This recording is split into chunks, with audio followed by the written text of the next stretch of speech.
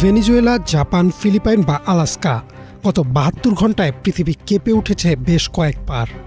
মার্কিন ভূতাত্ত্বিক জরিপ সংস্থা বা ইউএসজিএস এর রেকর্ড অনুযায়ী মাত্র ৩ দিনের ব্যবধানে বিশ্বের বিভিন্ন প্রান্তে ডজনেরও বেশি মাঝারি থেকে তীব্র মাত্রার ভূমিকম্প আঘাত এনেছে। আর এই ভূমিকম্পগুলোর বেশিরভাগই ঘটেছে পৃথিবীর সবচেয়ে বিপজ্জনক এক অঞ্চলে, যাকে বিজ্ঞানীরা ডাকেন রিং অফ ফায়ার বা আগুনের আংটি নামে।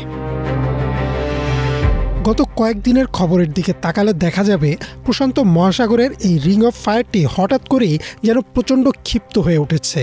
এই ৭২ ঘন্টার মধ্যে সবচেয়ে বড় ধাক্কাটি এসেছে জাপানে।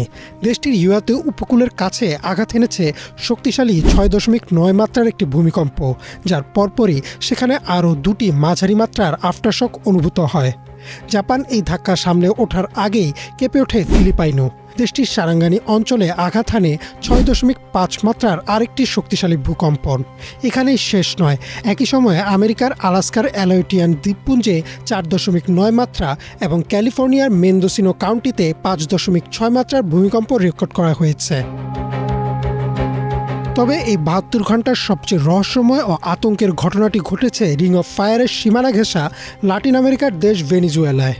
বিবিসিতে প্রকাশিত একটি প্রতিবেদন মতে সেখানে প্রায় একই সময়ে আঘাত হেনেছে ৭.২ ও ৭.৫ মাত্রার প্রলয়ঙ্কারী জোড়া ভূমিকম্প, যাকে বিজ্ঞানীরা বলছেন টুইন আর্থকুয়েক, অর্থাৎ প্রায় কাছাকাছি সময়ে এবং একই এলাকায় পরপর দুটি বিশাল ফাটল বা ফল্ট লাইন ভেঙে এই প্রচণ্ড শক্তির সৃষ্টি হয়েছে, যা পুরো অঞ্চলের মানুষকে চরম আতঙ্কিত করে তুলেছে। স্বভাবতই মনে প্রশ্ন জাগে, এই রিং অফ ফায়ার আসলে কি, আর কেনই বা এখানে এত ভূমিকম্প হয়? সহজ ভাষায় বলতে গেলে প্রশান্ত মহাসাগরকে ঘিরে গড়ে ওঠা প্রায় ৪০,০০০ কিলোমিটার দীর্ঘ একটি ঘোড়ার খুরের মতো অঞ্চলকে রিং অফ ফায়ার বলা হয়। আমাদের পৃথিবীর উপরিভাগ বা ক্রাস্ট কিন্তু আস্ত কোনো গোলক নয়, এটি মূলত কিছু ছোট বড় টুকরো বা টেকটনিক প্লেটের সমন্বয়ে গঠিত। এই প্লেটগুলো মাটির নিচে গলিত ম্যাগমার উপর সবসময় ভাসছে এবং নড়াচড়া করছে। রিং অফ ফায়ার অঞ্চলে এরকম বেশ কয়েকটি বিশাল প্লেটের সীমানা বা কিনারা রয়েছে। যখন একটি প্লেট আরেকটি প্লেটের মুখোমুখি হয় কিংবা একটির নিচে আরেকটি ঢুকে যেতে চায়, তখনই মাটির নিচে প্রচণ্ড চাপের সৃষ্টি হয়। আর এই চাপ যখন হঠাৎ করে মুক্ত হয়, তখনই উপরের পৃথিবী ভয়াবহভাবে কেঁপে ওঠে। বিশ্বের প্রায় ৯০% ভূমিকম্পই ঘটে এই রিং অফ ফায়ার অঞ্চলে। প্রশ্ন হচ্ছে, গত ৭২ ঘন্টায় বিশ্বজুড়ে পরপর ঘটে যাওয়া এই ভূমিকম্পগুলো কি একে অপরের সাথে সংযুক্ত?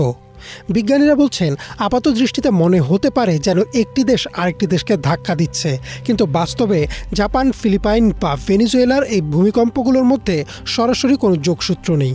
প্রতিটি অঞ্চলের মাটির নিচের প্লেটগুলো সম্পূর্ণ নিজস্ব গতিতে এবং নিজস্ব ফল্ট লাইনের চাপে ভেঙেছে। অর্থাৎ জাপানের ভূমিকম্পের কারণে ফিলিপাইনের ভূমিকম্প হয়নি, দুইটি ঘটেছে যার যার নিজস্ব স্থানীয় ভূপ্রকৃতির কারণে। বিজ্ঞানীরা সাধারণ মানুষদের এখনই আতঙ্কিত না হওয়ার পরামর্শ দিচ্ছেন। ভূবিজ্ঞানীদের মতে রিং অফ ফায়ার অঞ্চলটি প্রাকৃতিকভাবেই সবসময় সক্রিয়।